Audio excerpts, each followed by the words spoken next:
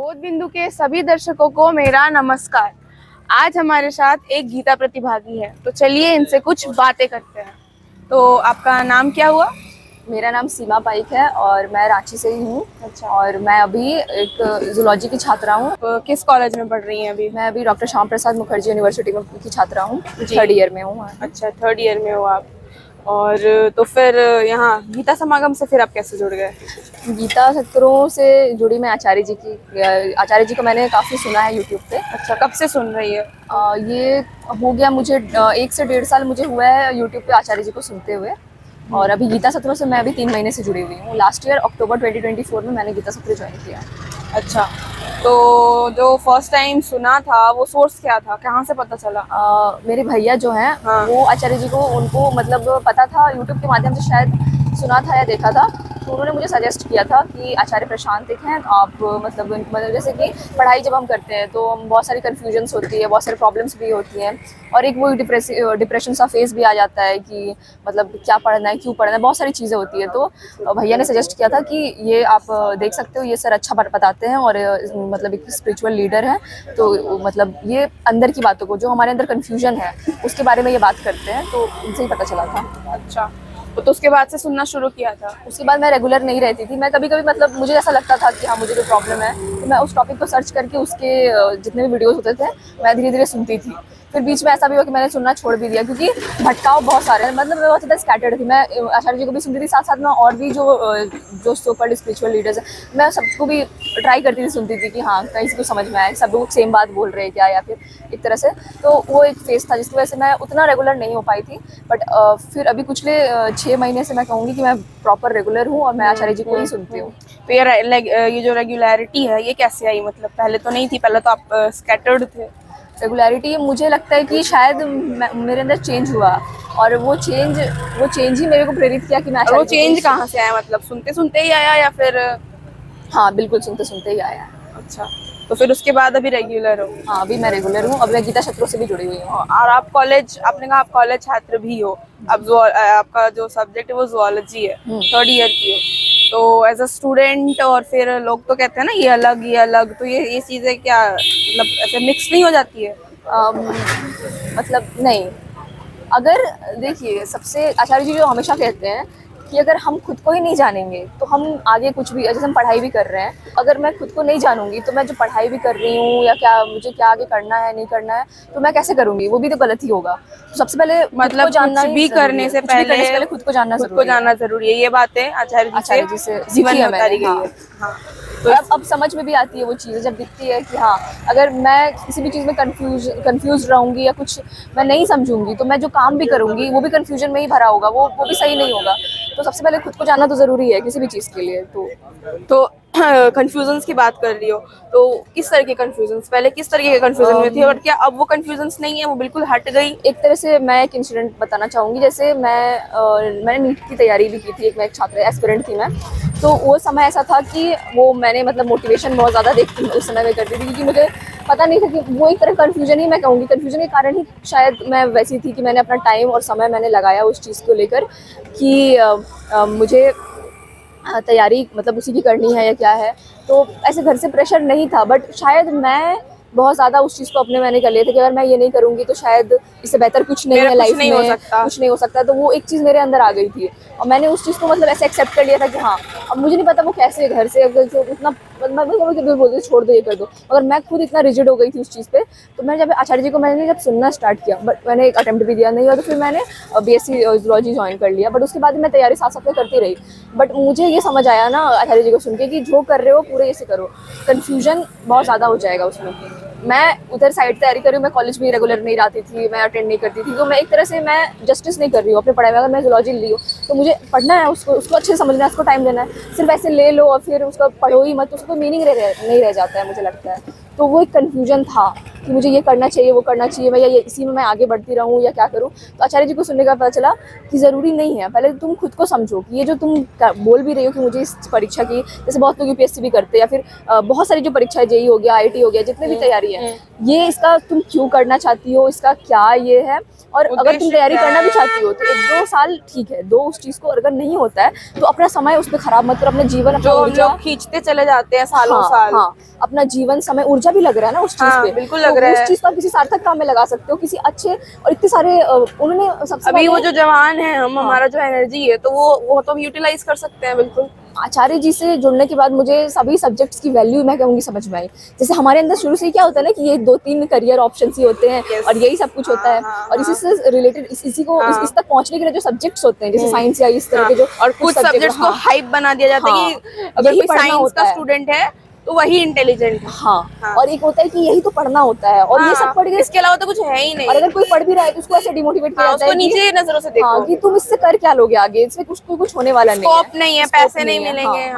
तो ये सारी चीजें होती हैं। तो आचार्य जी ने समझाया कि सिर्फ इसीलिए नहीं, पढ़ाई वो चीज नहीं होती है कि मुझे कुछ मिल जाएगा या कुछ हो जाएगा करियर के लिए।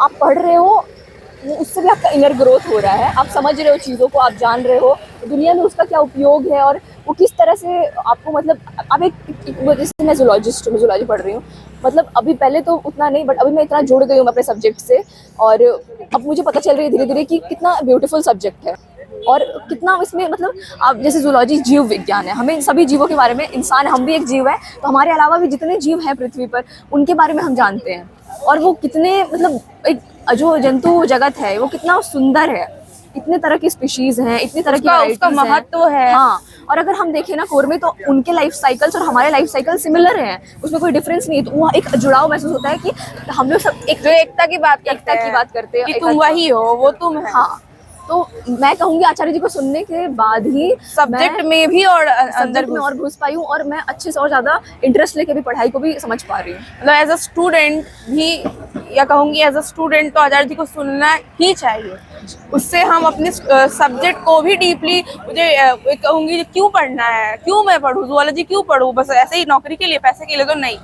आप कह रही हो ना कि पहले भी मेरे, मतलब मैं स्कैटर्ड थी, और उसके बाद जूलॉजी में भी मुझे अब इंटरेस्ट मेरा और ज़्यादा हुआ है, और चीज़ों को मैं लाइफ से रिलेट कर पा रही हूँ, और कुछ भी ले दे करके घूम के अंदर की तरफ ही मैं मुड़ पा रही हूँ कि जूलॉजी भी मेरे से कैसे रिलेटेड है, मेरा इनर ग्रोथ। आपने इनर ग्रोथ की जो बात की, यानी कि जूलॉजी भी मेरा सब्जेक्ट भी, अगर कोई साइंस, कोई जूलॉजी पढ़ता है, कोई बॉटनी पढ़ता है, कोई हिस्ट्री, कोई सोशियोलॉजी पढ़ता है, तो वो सिर्फ बाहर के लिए नहीं पढ़ता है, वो इनर ग्रोथ, वो मतलब वो बाहर, और हर एक सब्जेक्ट अपने आप में बहुत वैल्यूएबल है, इंपॉर्टेंट है, बशर्ते कि आप समझो कि आप क्या करना चाहते हो, समझने पे जोर देना है, समझने पे जोर हाँ, देना है। उससे हम बाहरी जगत को समझ पाते हैं। सोशियोलॉजी पढ़ते जो हम हैं, कंपेयर करने लग जाते हैं ना कि ये सब्जेक्ट ज्यादा बड़ा महत्वपूर्ण है, ये ज्यादा कम है, ये चीजें मुझे लगती है कि ये नहीं होनी चाहिए, सारे सब्जेक्ट। और ये पहले हमारे अंदर इतना घुसा हुआ होता है कि मैं दिख भी नहीं रहा था, हम कंपेयर कर रहे हैं जी। तो और एज अ स्टूडेंट क्या क्या चेंजेस आई है? और एज ए स्टूडेंट मैं कहूँगी जो रीडिंग है ये मेरी बेहतर हुई है। अच्छा। मैं बहुत पहले उतना रीडिंग नहीं कर पाती थी, बट अब मैं, और आचार्य जी ने कहा कि आपको सब कुछ पढ़ना चाहिए। आप अगर, जैसे मैं जूलॉजी पढ़ रही हूँ तो ज़रूरी नहीं है कि मैं सिर्फ जूलॉजी ही पढूं, और भी जो जैसे ऑथर्स है, जितने भी ऑथर्स है, एक ऑथर क्या होता है कि वो अपने लाइफ का पूरा निचोड़ अपने एक बुक्स में डालता है, जो ऊंचे अच्छे राइटर्स हैं, तो उससे हमें सीखने को भी मिलता है। तो उन्होंने काफ़ी अच्छे बुक्स भी आचार्य जी सजेस्ट करते हैं, तो मैं पढ़ती हूँ उन सभी बुक्स को। जैसे कि जैसे उन्होंने फाउंटेन हेड सजेस्ट किया, वो भी बहुत अच्छी बुक्स है। आपने पढ़ा फाउंटेन हेड? आपने पढ़ा? और नॉवेल्स हैं, जैसे फाउंटेन हेड हो गया, और आयन रैंड के और भी नॉवेल्स हो गए, और भी दूसरे जो राइटर्स होते हैं उनके भी नॉवेल्स, या फिर और जो हमारे महापुरुष रहे जैसे स्वामी विवेकानंद जी के जीवनी के बारे में, या फिर उन्होंने जो पुस्तकें लिखी हैं। और सबसे अच्छी पुस्तक जो मैंने शुरुआत भी की थी, भगत सिंह जी की पुस्तक पढ़ते हुए, वो उन्होंने जो लिखा था कि आई एम एन एथिस्ट, उन्होंने जो जेल में लिखी थी चिट्ठियाँ, उनका वो जो संग्रह है, वो पुस्तक है। तो इस तरह की जो चीज़ें हैं, ये जो जितने भी पुस्तकें हैं, हमें सबको पढ़नी चाहिए। तो आचार्य जी हमेशा पढ़ने पे जोर देते कि पढ़ाई कभी छूटनी नहीं चाहिए, जीवन के अंत तक पढ़ते रहो, समझते रहो, ये सीखने की प्रक्रिया कभी समाप्त नहीं होती है। तो ये एक चीज़ है कि मतलब रीडिंग बेहतर हुआ है और क्वालिटी ऑफ बुक्स भी बेहतर हुए हैं। तो क्या अगर आचार्य जी नहीं आते तो ये रीडिंग होता? मुझे नहीं लगता कि मैं मतलब उतना इंटरेस्टेड होती रीडिंग में, या फिर मुझे समझ में भी नहीं आता क्या कौन सी पुस्तकें पढ़नी है, कौन सी नहीं पढ़नी है। हाँ, कि मतलब वो भी है कि पुस्तकें भी वैसी पुस्तकें पढ़नी है जो कि मतलब मुझे आज़ाद करे, मेरे बंधनों पे चोट पहुंचाए, और किसी भी को भी उठा करके मुझे नहीं पढ़ लेना है ना। तो आचार्य जी की वजह से आपके जीवन में पुस्तकें भी आई और क्वालिटेटिव पुस्तकें आई, है कि नहीं? साथ में और भी मैं कहूँगी कि खेल कूद और व्यायाम हम लोग रेगुलेट नहीं कर पाते हैं शायद, बट आचार्य जी हमेशा कहते हैं कि ये चीज़ें मतलब अगर हम नहीं कर रहे तो इसका ये दर्शाता है कि वो हमारे लिए इम्पोर्टेंट नहीं है। अगर कोई चीज़ हमारे लिए इम्पोर्टेंट होती है तो हम उसको एवरीडे करेंगे, या फिर हम जब भी हमें समय मिलेगा हम ज़रूर करेंगे, बट हम एक समय के बाद जैसे हम लोग कुछ मोटिवेट हो जाते हैं, थोड़े दिन के लिए हम लोग करते हैं, फिर हम लोग छोड़ देते हैं। तो वो कहते हैं कि तुम पहले ये देखो कि तुम्हारे लिए इम्पोर्टेंट है। इससे हम लोग को पता चलता है कि ये शायद हम लोग की चीज़ में हम लोग इम्पोर्टेंस देते ही नहीं है, जिस चीज़ को इम्पोर्टेंस देना चाहिए, जैसे कि शारीरिक व्यायाम और जो हेल्थ जो महत्वपूर्ण मुद्दे हैं, हाँ, हम उनमें अपना समय देने के अलावा हम दूसरी चीजों में समय देते हैं। दूसरी चीज़ों में समय देते हैं। तो ये दिखा कि हाँ ये चीजें ये दिखी। करनी है और जो सही है उसको करना ही होता है, नो बहाना, नो बहाना करना ही है। उससे हम मजबूत होते हैं, आंतरिक तौर पर भी मजबूती आती है उससे। हाँ, मतलब कि व्यायाम हो गया, मतलब आपके जीवन में ये कितनी ऊंची चीज है। आपने कहा आप व्यायाम हो गया, बुक रीडिंग हो गया, और अपने सब्जेक्ट्स में भी आप और डीपेन हुई है। इसके अलावा जो एक आप क्योंकि महिला हो तो स्त्री होने के मतलब साथ काफी सारी बंधनें आती है, बहुत सारी सामाजिक आती है, और since you are from a biology background तो आपको पता है कि बायोलॉजिकल भी कितनी हार्मोनल चीज़ें। तो ये सारी क्या है, और क्या पहले समझ में आती भी थी कि ये सारी कंडीशनिंग है, और अब कैसा है उसकी तरफ रवैया? पहले तो नहीं समझ में आती, क्योंकि पहले मैं अपने पर्सनल लाइफ का मैं बोलना चाहूँगी, मैं पहले बहुत कंफ्यूज थी। जैसे कि मेरे जो फ्रेंड्स पहले थे या फिर जिन लोगों के साथ मैं रहती थी, तो मुझे लगता था कि ऐसे ही रहना होता है। मुझे उतना समझ में नहीं आता है कि मतलब एक गर्ल लड़की मतलब ऑफकोर्स अलग से ट्रीट की, मतलब एक तरह से टैबू बना दिया जाता है कि आप कहीं जा रहे हो तो आपको ऐसे होना है, या फिर इस तरह का ये तो एक तरह का वो होता है जो ड्रेसिंग सामाजिक बंधन। हाँ, किसी भी हर फील्ड में कि आपको कैसे रहना है, कैसे, हाँ, रूल्स एंड रेगुलेशन, आपको ऐसे पहनना है, ऐसे खाना है, ऐसे उठना है, ऐसे बैठना है। मैं उस चीज में ढल गई थी, मुझे नहीं लगता था कि कुछ अलग भी है, या फिर यही तो नॉर्मल लगता था। मतलब लड़कियां तो ऐसी ही होती है, क्योंकि शायद मेरे सराउंडिंग में लोग वैसे थे, तो मुझे कभी कोई प्रॉब्लम ऐसे मुझे लगता था कि ऐसे ही होता है। बट मुझे अंदर एक कॉन्फ्लिक्ट चलता था कि क्या ऐसा हो, क्योंकि मैं थोड़ी सी बचपन से मैं वैसी नहीं हूँ, मतलब मैं बहुत ज़्यादा इंटरेस्टेड उन चीज़ों में नहीं, मैं खेल कूद, पढ़ाई और इन चीज़ों में ज़्यादा मैं इंटरेस्टेड रहती थी।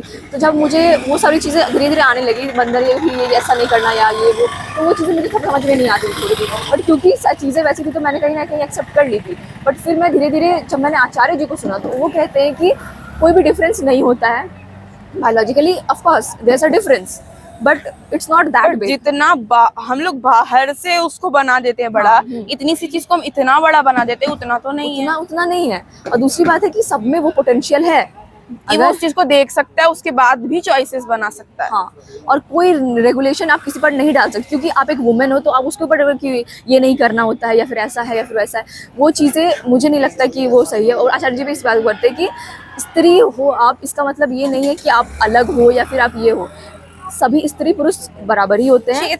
हाँ, चेतना की बात करते हैं, और सिर्फ स्त्री पुरुष नहीं, चेतना के स्तर पे तो सभी बराबर है। आप एक पेड़ को भी ले लो, आप एक वो उसमें भी चेतना है, तो चेतना के लेवल पे सभी में चेतना होती है। तो जो आपका चुनाव होता है फिर वो मैटर करता है कि समाज आपको एक चीज़ बता रहा है, या फिर जो आप चीज़ें सीख रहे हो आपको उसको टेस्ट करना होता है कि क्या ये चीज़ें मेरे लिए सही है, या फिर ये क्या करना ही होता है, क्या इसमें कुछ और भी किया जा सकता है। बेसिकली प्रश्न करने के लिए सिखाया जा रहा है। हर चीजों को ऐसे ले नहीं लेना है, मान नहीं लेना है कि तुमको तो ऐसे करना है तो तुम ऐसे ही करो, नहीं, क्योंकि आप इससे क्या कर रहे हो ना, आप इससे क्या कर रहे हो ना, उस चीज़ को आप एक्सेप्ट करके जो आपके अंदर एक कॉन्फ्लिक्ट कभी उठ भी रहा होता है ना, आप उसको दबा देते हो। फिर आपको लगता है ऐसे ही तो, जैसे मैंने कहा कि मैं शुरुआत में वो कॉन्फ्लिक्ट चलता था, बट मैं कभी उस चीज़ पर ध्यान नहीं देती थी कि ऐसे ही तो होता है, सब लोग ऐसा कर रहे हैं तो फिर क्या जरूरत है। तो वही चीज होती है, वो जो भेड़ चाल होती है कि सब ऐसे चल रहे तो हम भी चलते हैं, क्वेश्चन आ भी रहे तो दबा दो क्वेश्चन। हाँ, और ये सिर्फ इस चीज़ में नहीं, आचार्य जी कहते हैं हर चीज़ में, जैसे मैं पढ़ाई भी करती हूँ तो मैंने उसमें भी कहा, उसमें भी हर चीज़ में क्वेश्चनिंग करने का जो ये है कि जैसे क्लास में हम लोग कई बार होता है ना कि हम लोग नहीं सारे लोग पता नहीं क्या सोचेंगे, मेरा क्वेश्चन कैसा होगा, बट आचार्य जी कहते हैं अगर छोटा सा भी क्वेश्चन आ रहा है तो वो तुम्हारे मन में दब जाए, उससे अच्छा है कि तुम पूछ लो, क्लियर कर लो। हाँ, दबा के कहाँ मारोगे तुम। और तो मतलब क्लास अब आप कह रहे हो कि कॉलेज में ड्यूरिंग क्लास भी आप पहले प्रश्न करने में अगर झिझकते थे तो अब वो प्रश्न आप करते हो अपने टीचर से, अपने लेक्चरर से। हाँ, तो मतलब ये अफेक्ट कहाँ तक जा रहा है, आपकी पढ़ाई, आपकी जीवन, हर जगह रिफ्लेक्ट हो रहा है कि जो चीजें आप सीख रहे हो। वही है ना कि जब आप स्वयं को जानने लगते हो तो वो आप अपने अंदर भी चेंजेस देखते हो। और आचार्य जी ये भी कहते हैं कि आपको फोर्सफुली कोई चेंज लाना नहीं पड़ता है, आप एक चीज को समझ जाओगे ना तो वो चेंज स्वयं आ जाता है। आपको कुछ फोर्सफुली नहीं करना है कि मुझे तो ये करना ही है, फिर मुझे तो वो करना ही है। आपको अगर समझ आ गया वो चीज तो आप वो फिर अपने आप ही वो हो जाएगा। आप बार बार खुद को जानने पे ये करें, मतलब कि कोई भी काम करना है मेरे को जीवन में, मेरे को खाना बनाना है, मेरे को पढ़ाई करनी है, मेरे को कोई रिलेशन बनाना है किसी के साथ, कुछ भी करना है, तो उसके लिए मेरे को पहले खुद में क्लियर होना पड़ेगा, खुद को जानना पड़ेगा। आचार्य जी सबसे जो कहते हैं कि ये जो है अहम का प्रक्षेपण, जिसको हम लोग कह सकते हैं कि जो हमारा जो हम ही अपने संसार को रचते हैं ना, तो यदि हम ही मेरी दुनिया, हाँ, यदि मैं बेहतर नहीं हूँ, मेरी जो आंतरिक स्थिति है वो सही नहीं है, तो मैं बाहर कोई भी चुनाव करूंगी तो वो कैसे सही हो सकता है? जो चॉइस करने वाला है, जो चूजर है, वही गड़बड़ है, वही बेहोश है, वही मतलब कि दारू पिया हुआ है, वो एकदम बेहोशी में है, तो वो जो भी चॉइसेस करेगा, वो चाहे बेहोशी का ऐसे चुनाव करे या होगा। वैसे करे, चुनाव तो बेहोशी में ही होगा। हाँ। ठीक है। और आप क्योंकि जुओलॉजी के बैकग्राउंड से हो, थोड़ा बायोलॉजी वाले फील्ड से हो, नहीं भी हो, लेकिन अगर नहीं भी होते तो भी आप आचार्य जी को सुनते हो। आचार्य जी आज क्लाइमेट पर बहुत बढ़ चढ़ कर, और कहूँ तो एकमात्र आवाज दिखते हैं मुझे कि जो इतनी आगे आकर हम सबको एकदम जो जमीनी रियलिटी वो दिखा रहे हैं, क्यों है, कैसे है, क्या है। तो आप क्या समझते हो क्लाइमेट चेंज से? और सबसे पहले तो अभी की मैं परिस्थिति जो बताना चाहूँगी, 2-3 तरह के लोग हैं। एक जो साइंटिस्ट्स हैं या फिर जो इस बैकग्राउंड से बायोलॉजिस्ट से रिलेटेड है, उनको बहुत ही क्लियरली दिख रहा है कि क्लाइमेट चेंज है और क्लाइमेट चेंज एक बहुत बड़ी समस्या है, आज के टाइम की सबसे बड़ी समस्या है। दूसरे तरह के जो लोग हैं वो भी समझ रहे हैं, कहीं ना कहीं वो पढ़े लिखे लोगों में आते हैं, एजुकेटेड लोगों में आते हैं, और बट वो उन चीज़ों को दबा रहे हैं अपने स्वार्थ के कारण, क्योंकि उन्हें लग रहा है कि अगर इन्वायरमेंट फ्रेंडली, अगर मैं सपोज कीजिए मैं एक बिजनेस कर रही हूँ और अब सडनली मुझे दिख रहा है क्लाइमेट चेंज आ गया, तो पहले मैं जिन प्रोडक्ट्स का उपयोग कर रही थी वो कहीं ना कहीं क्लाइमेट को हानि पहुँचा रही थी, अब मुझे वो चेंज लाना पड़ेगा, बट वो मेरे लिए कॉस्टली हो जाएगा, और शायद मैं जितना प्रॉफिट पहले कमा रहे थे उतना मैं शायद अब नहीं कमा पाऊंगी। तो मैं क्यों चाहूंगी कि लोगों को क्लाइमेट चेंज समझ में आए, या फिर मैं क्यों चाहूंगी कि क्लाइमेट चेंज जैसे मुद्दे पर मैं बात करूँ, या फिर मैं तो चाहूंगी कि वो हो ही ना। और दूसरा जो, और एक तीसरे तल के लोग होते हैं जो उतने एजुकेटेड नहीं भी होते हैं, उन्हें उतना समझ में नहीं आता है कि क्लाइमेट चेंज, वो बेखबर है। हाँ वो बेखबर है, उनको पता नहीं है कि प्रकृति के बर्बाद होने से या फिर क्लाइमेट में कोई भी परिवर्तन आता है तो उनके ऊपर भी कोई चेंज आ सकता है, या फिर क्या है। और स्पीशीज जो एग्जाम्पल्स ऐसे लोगों को आप दे सकते हो, वो जो जमीनी लोग, जैसे आम लोगों को आप ले लीजिए, आम आदमी, हाँ, जो रोज जैसे कि यहाँ कोई गन्ना बेच रहा है, जो या फिर जो छोटे मोटे जो रोजगार कर रहे हैं, वो उनका काम है, अनभिज्ञ है, वो अनभिज्ञ है, और उन्होंने उतनी पढ़ाई भी नहीं की, तो उनको खुद से भी वो पढ़ के वो समझे, वो चीज़ भी उनमें नहीं है। तो वो सारी चीज़ें हैं। तो ये 3 तरह के लोग मैंने बता दी। और क्लाइमेट चेंज, सबसे पहले तो मैं बोलूँगी कि आज के समय में अगर सबसे बड़ा कोई प्रॉब्लम है तो वो क्लाइमेट चेंज ही है। प्रकृति पर अगर कोई भी छोटा सा भी चीज़ चेंज आए, अगर टेम्परेचर बढ़ रहा है तो उसका चेंज हमारे अंदर भी आएगा। हमें प्रकृति में रहना है, और जैसे कि समर्स में जब बहुत ज़्यादा गर्मी बढ़ जाती है तो हम अंदर से कितने बेचैन हो जाते हैं, हम अंदर से कितने लगता है वो जो कुछ दिन थे वैसे हाँ, गर्मी में आए थे, हाँ, जो हमने महसूस किए थे कि हमारा दिमाग काम नहीं कर रहा, सोच नहीं पा रहे थे, सोचने की क्षमता घटती है, और चिड़चिड़ापन, क्रोध। तो आप कैसे कह सकते हो कि बाहर जो प्रकृति झेल रही है वो हम नहीं झेल रहे, हमारे अंदर भी वो प्रभाव आपको दिख रहा है। यस, क्योंकि जो हमारा पूरा सर्किट है अंदर, सब कुछ टेम्परेचर डिपेंडेंट हाँ। है। तो अगर टेम्परेचर में कुछ फ्लक्चुएशंस आएंगे तो फिर मैं कैसे सीख रह सकती हूँ? जी, नहीं रह सकती हूँ। तो आज जो ये हो रहा है, मुझे लगता है कि आचार्य जी के अलावा कोई भी क्लाइमेट चेंज जैसे मुद्दे पर इतना ज़्यादा उन्होंने बोला है उतना किसी ने नहीं बोला है। और जिस तरीके से बोल रहे हैं और जिन सच्चाइयों को, तथ्यों को सामने ला रहे हैं, हम लोग पॉपुलेशन पे बात नहीं कर रहे होते हैं, हाँ। हम फूड पे बात नहीं कर आचार्य रहे जी होते हर हैं। एक पर्सपेक्टिव को ले रहे हैं, चाहे उससे किसी का नुकसान हो, क्या फ़ायदा हो। क्योंकि अगर वो मीट इंडस्ट्री के बारे में बोलती है, इससे बहुत लोगों को प्रॉब्लम होती है, क्योंकि जाहिर सी बात है, मैंने आपको उदाहरण शुरू में ही दिया था कि अगर उससे मेरा नुकसान होगा तो मैं क्यों चाहूँगी कि ये हो, बट वो सीधा सीधा क्लाइमेट चेंज से रिलेटेड है। और बहुत सारे लोग ये वो बोल के बचना चाहते हैं कि नहीं, हम तो उतना नहीं कर रहे हैं, बाकी देश उतना कर रहे हैं। तो क्या आप करना चाहते हो बाकी देशों की तरह उतना उत्सर्जन? आपका तो काम होना चाहिए ना, हम पहले खुद समझे, हम घटाएं, फिर लोगों को भी जागरूक करें उस विषय पर कि नहीं, ये चीज़ें ठीक नहीं है, क्लाइमेट को बचाना ही सबसे बड़ा दायित्व होना चाहिए आज के समय में। जी। और वीगनिज्म टर्म आपने सुना है, और क्या उस पर क्या कहना चाहिए? तो पहले तो सबसे पहले मैं नॉन वेजिटेरियन ओमनिवोरस ही मैं कहूँगी, मैं थी शुरू से ही। मैं ये क्यों थी आप? कल्चरल बंगाली फैमिली से आती हूँ, Okay, you are a Bengali. You come from a Bengali family. And fish eating is a very common thing in us. तो वो थी, तो बचपन से वो मेरे अंदर, मतलब वो घर से था कि खाना है, तो सारी चीज़ें मैं नॉनवेज खाती थी सडनली। बट जब मैं आचार्य जी को सुनने लगी तब भी उतना अवेयर नहीं थी, मैं सुनती थी बट ये मैं उतना छोड़ नहीं पाती थी। बट धीरे धीरे जब मैंने फैक्ट्स को देखा, मैंने समझा कि इस इंडस्ट्री के साथ कितना ज़्यादा हिंसा जुड़ा हुआ है, तो मैंने उसे छोड़ा फिटनेस। फिर धीरे धीरे मुझे ये भी पता चला कि जो डेयरी इंडस्ट्री है, जो मिल्क हम लोग कंज्यूम कर रहे हैं, वो किस तरह से इस हिंसा में ही, एक चेन में ही एक पार्ट बना हुआ है, बिल्कुल। और किस तरीके से ये पूरे चेन को इनिशिएट कर रहा है। एक तरह से देखिए तो इनिशिएटर फैक्टर है, मिल्किंग ही सबसे पहला इनिशिएटिंग, वो सबसे पहला आ जाएगा। जो मीट बाद है ही वो डायरेक्टली लिंक्ड है directly डेयरी linked है। इंडस्ट्री तो जब मैंने ये पूरा देखा प्रोसेसेस और वीडियोस में, मैंने इसे बहुत सारे यूट्यूब पे, आप लोग सर्च करिएगा कि किस तरह से हिंसा हो रही है, तो हजारों वीडियोस आपको ओपन दिखेगा। है वो, ओपन बहुत सारे sources लोग है। इस आवाज को उठा रहे हैं, पहले शायद हाँ, नहीं उठा रहे थे, हाँ, अब बहुत सारे हाँ। लोग जागरूक हुए हैं जो इस चीज पे बोल रहे हैं कि किस तरह से हिंसा हो रही है।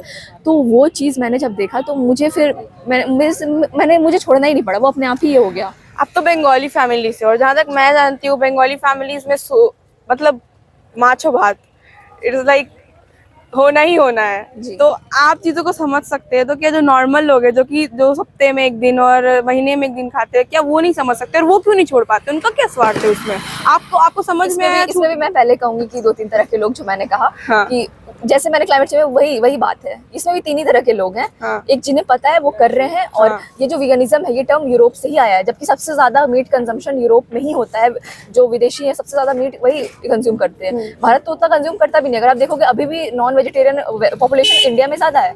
तो उन्होंने ही समझा, वो सबसे ज्यादा मीट कंज्यूम कर रहे थे, बट उन्होंने ही पढ़ा, उन्होंने समझा, अवेयरनेस आया, तो उन्होंने ही वीगनिज्म टर्म को भी लेकिन हम तो कहते हैं हमने तो अभी तक इंडियंस कहते हैं हमने तो अभी तक नहीं कंज्यूम किया ना, तो अब तो हम कंज्यूम करेंगे, अब तो हमारे आ गए, अब तो हम कंज्यूम करेंगे। ये देखिए, ये दो मैंने फिर वही कहा, 3 तरह के लोग हैं जो समझ रहे हैं, वो उन्होंने छोड़ दिया है, वो कोशिश कर रहे हैं अवेयरनेस फैलाने की। दूसरे तरह के लोग हैं जिनका स्वार्थ जुड़ा हुआ है, वो और प्रमोट कर रहे हैं कि नहीं ऐसा कुछ नहीं है, आप कंज्यूम करो। और तीसरे तरह के लोग हैं जो बहुत सारे धार्मिक कारण हो सकते हैं, फिर बहुत सारे कि उन्हें सबसे ज्यादा है ना, लोगों को लगता है कि न्यूट्रिशनल वैल्यूज जो हैं वो सबसे ज्यादा, तो वो मुझे लगता है कि एज अ बायोलॉजिस्ट हम लोग पढ़ते हैं, तो हम लोग को न्यूट्रिशनल फैक्टर्स और सारी चीज़ों के बारे में पता है कि हाँ इससे इतना प्रोटीन, फैट और ये सारी चीज़ें हो रही हैं, तो इसमें कोई प्रॉब्लम नहीं होगी। बट जिन्हें नहीं पता है उनके लिए थोड़ा सा डिफिकल्ट है ये समझना, तो उन्हें लगता है कि अगर मैं ये कंज्यूम ना करूं तो शायद मेरे हेल्थ फैक्टर्स में कुछ कमी रह जाएगी। तो इसीलिए आचार्य जी आपकी हमेशा हेल्थ कैसे अफेक्टेड हुई कि आप कमजोर तो नहीं हो गई? देखिए, कमजोर की बातें तो नहीं कहूंगी, बट वीगनिज्म जो है, मैं कहूंगी इंडिया में चैलेंजेस है वीगनिज्म को लेकर, इसलिए बहुत सारे लोग नहीं हो पा रहे, वो भी एक फैक्टर मैं कहूंगी। चैलेंजेस मैं आपको बताना चाहूंगी। वीगन प्रोडक्ट जैसे कि सोया मिल्क हो गया, या फिर जो भी वीगन मिल्क्स होते हैं, वो बहुत सारे लोग कहते हैं कि ये हाई प्राइस्ड है या फिर ये है। बट अगर आप ये देखो, एक समय पे मीट कंजम्पशन जब इंडिया में उतना नहीं था, या फिर मिल्क, तो वो भी हाई प्राइस्ड ही रहता था वो सारी चीज़ें। बट आज के डेट में इतना ज़्यादा उसका प्रोडक्शन होने लगा, किसी भी चीज़ का डायरेक्ट लिंक है, प्रोडक्शन ज़्यादा होगा तो उसकी कॉस्ट वैल्यू मतलब लोगों तक पहुंचेगी, तो वो सस्ती होगी थोड़ी। तो अगर आप सोया मिल्क को या फिर उस चीज़ को उसकी खेती उत्पादन को बढ़ाओगे तो वो भी सस्ती होगी चीज़ें, बट लोगों को डायरेक्ट लिंक समझ में नहीं आता है। या फिर जो नट्स हो मतलब गए, करना नहीं चाहते हैं, स्वार्थ है कि नहीं करेंगे, और कुछ एक, और हम सारे इनर्शिया है कि सारे नहीं लोगों नहीं को, बदलेंगे। हम वो थर्ड लेवल के लोगों को हम उतना दोष नहीं देंगे। जो सेकंड लेवल के जो लोग हैं, जो बिजनेसमैन है, या फिर जो देखिए समझ के भी कर रहे हैं। हाँ, एक और एग्जांपल देना चाहूंगी। अभी कुछ दिनों पहले हम लोग के कॉलेज में एक स्टार्टअप इवेंट हुआ था, तो उसमें हम लोगों ने बहुत कुछ सीखा कि स्टार्टअप्स कैसे वर्क करते हैं, कि बिजनेस आइडियाज़ क्या होते हैं, और कैसे हम लोग ये इनिशिएट करते हैं बिजनेस बनाना अपना। उसमें मैंने देखा कि जब वो कुछ लोगों ने जब अपना प्रेजेंटेशन दिया, उसमें किसी ने भी वीगन प्रोडक्ट्स के बारे में बात नहीं की। जबकि आप देखोगे इंडिया में एक बहुत बड़ा लैक है वीगन प्रोडक्ट्स के, यहाँ पे बहुत बड़ी अपॉर्चुनिटी है कि आप वीगन प्रोडक्ट्स को मार्केट कर सकते हो, कम प्राइस में लोगों तक पहुँचा सकते हो। आज के ज़माने में एडवर्टाइजमेंट और आपका जो प्रोडक्ट है उसी पे लोग चल रहे हैं। तो अगर आप एक अच्छा प्रोडक्ट वीगनिज्म जैसे कि सोया मिल्क या फिर ये है, इसको अगर आप लोगों तक पहुँचाओगे, अच्छे से मार्केटिंग करोगे, तो ये भी प्रोडक्ट अच्छा बन सकता है। बट जो कुछ लोग हैं जो अपना स्वार्थ नहीं छोड़ना चाहते, उनको लगता है कि इसमें कम प्रॉफिट मिलेगा, या फिर उतना प्रॉफिट नहीं मिलेगा जितना शायद मीट इंडस्ट्री से कमा रहे थे या डेयरी इंडस्ट्री से कमा रहे थे। तो वो सारी चीज़ें हैं, तो वो उनको रोक देती हैं वीगन प्रोडक्ट्स के को मार्केट करने में या फिर वो करने में। तो अगर ये जो सेकंड लेवल के लोग हैं ना, हम मानते हैं मेरे दृष्टिकोण से, अगर ये सही हो जाएं, अगर ये, क्योंकि ये सबसे एक देश का ये फाउंडेशन बना रहे हैं, एक बिजनेस एम्पायर जो होता है वो बहुत सारी चीज़ों से लिंक्ड होता है और सारी चीज़ों में वो इफेक्ट करता है। तो अगर हम एक सही बिजनेस बना रहे हैं, हम लोगों तक सही सामान पहुंचा रहे हैं, सही आपको समझा रहे हैं, सही आप पर देखिए, कोई भी लोग ऐसा नहीं होता है कि उनमें समझ, अगर मेरे को एक सामान बेचना है तो मैं उसका एक ऐसे समझाऊंगी मैं आपको कि देखिए ऐसी ऐसी चीज़ें हैं, इसमें ये हेल्थ बेनिफिट्स हैं, आप ये लीजिए, इसमें कोई प्रॉब्लम नहीं है और इसका टेस्ट भी अच्छा है। तो मैं ये जब मैं ऐड डालूंगी, तो आपने कभी भी एक वीगन प्रोडक्ट का ऐड देखा आज तक? मैंने टीवी पर आज तक नहीं देखा है, और देखा भी होगा तो बहुत कम होगा। तो अगर जब इस तरह से हम चीज़ों को बेचेंगे तो लोग क्यों सोया मिल्क को नहीं अपनाएंगे? मतलब वो जो हाँ। स्वार्थ कहीं ना हाँ। कहीं है कि है भी बट हम नहीं करेंगे। मैं आपको एक उदाहरण देना चाहूँगी। हमारे कॉलेज में जब कुछ लोग आए थे, एनवायरनमेंट पे डिस्कशन चल रहा था, तो एक सर भी आए थे, आप भी थी शायद, तो आपको भी पता होगा कि वो सर डेयरी इंडस्ट्री से जुड़े हुए थे। वो उनका एक था CEO ऑफ ब्रांड, ब्रांड। हाँ, तो उनका था एक Awesome. हाँ बोलना था। तो वो आए थे, तो उनसे फिर वो हमें सेमिनार देने के लिए आए थे कि किस तरह से बिजनेस वर्क करता है। तो हमने वर्क किया था, मतलब हम लोग भी गए थे उसमें वो पार्टिसिपेट करने के लिए। तो जब सेमिनार हुआ तो फिर क्वेश्चनर सेशन हुआ, तो हमने उनसे यही सीखा। मैंने जब उनसे बात की इस बारे में कि सर, आज के समय में जितने भी ग्लोबल जो बिजनेस एम्पायर के जो लीडर्स है, टॉप लीडर्स है या फिर ये है, वो लोग इतनी बातें करते हैं। जैसे आप लोग, आपने भी कहा कि आप लोग कर रहे हैं कुछ काम एनवायरनमेंट को बचाने के लिए, क्लाइमेट चेंज से रोकने के लिए आप लोग कर रहे हैं, ईवीज और ये सब आपने बताया।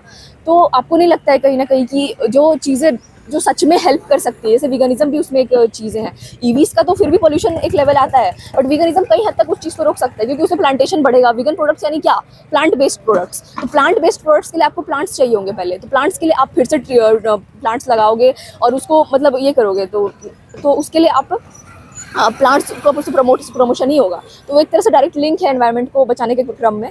तो आपको नहीं लगता है कि वीगनिज्म जैसे टॉपिक्स है, वीगनिज्म जो वीगन जो प्रोडक्ट्स हैं, उसको उन लीडर्स को उस पर कुछ प्रोडक्ट्स बनाने चाहिए और उसको मार्केट करने चाहिए? तो उनका क्या जवाब था? उनका जवाब था कि देखिए, मार्केट देखकर ही कोई बिजनेस बनता है। अगर आप लोग कर सकते हो तो आप लोग कीजिए, बट मेरा कहना है कि रिस्क वैसे कोई बात नहीं। अगर आप लोगों को प्रॉपर तरीके से समझाओगे, जिस तरह से आप अपने प्रोडक्ट्स के लिए उस डेयरी प्रोडक्ट के लिए ऐड दिखाते हो या फिर लोगों तक, वो भी किसी ना किसी तरीके से आपने पहुंचाया है लोगों तक, उनको आपने समझाया, दिमाग में फीड किया है कि इसमें कैल्शियम होता है, इसमें ये होता है। आज सबको पता है कि दूध में कैल्शियम होता है। एक समय पर लोगों को नहीं पता था, तो बहुत सारे लोग कंज्यूम नहीं भी करते थे। जहाँ स्वार्थ है वहाँ एडवर्टीजमेंट, वहाँ कैपिटल सब लगा दिया जा रहा है। तो कैपिटलिज्म एक बहुत है, कैपिटलिज्म को सही दिशा में मेरे ख्याल से चैनलाइज नहीं तो किया जा रहा आपको है। क्या लगता है ये कैसे आएगा? जो भी प्रॉब्लम्स है ले देखिए, रूट कॉज क्या है सबका? रूट कॉज वही है कि सेल्फ इग्नोरेंस। और अगर मैं ये सब क्यों कर रही हूँ कि अगर मुझे अपना बिजनेस में सिर्फ फायदा ही चाहिए, मेरे अंदर कहीं ना कहीं स्वार्थ है और किसी ना कहीं वो खुद को नहीं देख रहे हैं, खुद को नहीं समझ रहे हैं, इसीलिए आ रहा है। और मुझे लग रहा है कि मेरे अंदर अलग है। मैं अपने में बटोर लूँ पैसा या फिर अपने में ये कर लूँ और लोगों का नुकसान भी हो जाए, तो उससे मुझे क्या, मुझे तो प्रॉफिट हो रहा है। बट ये नहीं है, हम लोग सब आपस में इंटर रिलेटेड है। इवन जो प्रकृति है पूरी, वो हमारे साथ इंटर रिलेटेड है। तो अगर हम इसकी तरफ कंज्यूमरिज्म या फिर भोगवाद की दृष्टि रखेंगे, तो इससे हमारा ही नुकसान है। तो ये चीज़ें समझने की ज़रूरत है, तभी लोग समझेंगे। और ये सेकंड लेवल है ना, ये सबसे बड़ा मेरे को लगता है कि ये चीज़ ला सकते हैं और इन्हें लाना चाहिए। तो आपसे बात करके तो लग रहा है आप काफ़ी चीज़ों के अंदर घुसती हैं, समझती हैं और समझने की कोशिश करती हैं, तो बहुत अच्छी बात है। और क्या ऐसी कोई आखिरी बात है जो आप बताना चाहेंगी, जो रियली जो एकदम ज़िंदगी को आपकी बदल दिया है जिस चीज़ में? बहुत सारी चीज़ें मैं कहूँगी, जैसे कि मेरे अंदर जो, सबके अंदर जो होता है डर, मैं नहीं कहूँगी अब मैं पूरी निडर हो गई हूँ, बट धीरे धीरे चीज़ों, आचार्य जी कहते हैं कि डरते तुम क्यों हो जब किसी चीज़ को तुम नहीं जानते हो, अज्ञानता में होते हो, या फिर तुमने अपने से मतलब उस चीज़ से दूरी बना ली होती है, या फिर तुम उस चीज़ को समझना ही नहीं चाहते हो। तो वो एक अज्ञानता में वो जो एक अंधेरा सा रहता है ना, तो उससे डर उत्पन्न उसके होता है। बाद तो फिर उसको जब जानेंगे, उसके करीब जाएंगे तो समझने से डर हटता है। तो वो चीज़ें धीरे धीरे मैं उसको यानी आपके डर कम करने का प्रयास भी है। और साथ में कि अपने पैरों पे खड़ा होना है, सशक्त बनना है। हर महिला के लिए आवश्यक है कि वो सशक्त बने, सशक्तिकरण। और जो मतलब प्रकृति को देखने का जो नजरिया था वो चेंज हुआ है। कि महिला सशक्तिकरण पे भी मुझे नहीं दिखता कि आचार्य प्रशांत जी से ऊंचा कोई आवाज और क्लियर कोई आवाज नहीं उठाते हैं। वो कहते हैं कि कोई भेदभाव, कोई भेद नहीं है, हम सभी की चेतना भेद नहीं है। ये फैक्ट है कि भेद नहीं है जी, ये फैक्ट है। वो आप किस बेसिस पे डिफरेंशिएट कर रहे हो उसको देखना होगा ना। चेतना के लेवल पे, इंटेलिजेंस के लेवल पे कोई भेद नहीं है, कोई भेद नहीं। और वो मनुष्य ही है, वो इंसान होने से पहले मनुष्य ही है, वो है मनुष्य जी। तो मेरे ख्याल से मैं आखिरी बात यही कहूँगी कि आचार्य जी आज जो मतलब जो सही अध्यात्म है, जो वास्तविक अध्यात्म है, उसके बारे में उन्होंने जितनी बातें की आज तक किसी ने नहीं किया। अभी भी वो हर दिन उनका प्रयास रहता है कि लोगों तक वो पहुँचे और ज़्यादा से ज़्यादा लोगों तक वो आध्यात्मिकता को ला सके। भगवद गीता और जो वेदांत है, जो उपनिषद है, जो हमारे कोर जो बेसिक जो हमारे जो धर्म ग्रंथ है, अगर ये हम नहीं पढ़ेंगे तो हमें कैसे पता चलेगा कि अध्यात्म होता क्या है और उसका सही अर्थ अगर हमने नहीं जाना तो। और ये अगर हम नहीं जानेंगे तो हम आसानी से हम लोग भ्रमित हो सकते हैं। तो मेरे ख्याल से आचार्य आज की जनता है, हाँ, तो आज और जो भी क्लाइमेट डिस्ट्रक्शन आज हो रहा है उसका डायरेक्ट लिंक भी उसी चीज से है कि अध्यात्म को हम समझते ही नहीं हैं। आत्मज्ञानता से मैं खुद को नहीं जानती हूँ तो मैं सामने वाले को डिस्ट्रॉय हाँ, कर दूंगी। और अध्यात्म में भी जो धर्म है उसको भी हमने बहुत विकृत कर दिया क्योंकि हम समझते नहीं है कि तो होता क्या आचार्य है। प्रशांत वास्तविक धर्म ला रहे हैं लोगों तक। जी, तो सभी को सुनना चाहिए और सभी को गीता सेशन से भी जुड़ना चाहिए, समझना चाहिए कि वास्तविक धर्म आखिर क्या क्या रहा है। आप एक बार सुनिए, समझिए और प्रयास कीजिए कि वो समझने का कि वो बोलना क्या चाहते हैं और जीवन में उतारना होगा, और जीवन में तभी उतारना हो भी होगा। जी, तो बहुत बहुत धन्यवाद आपका हमसे बात करने के लिए।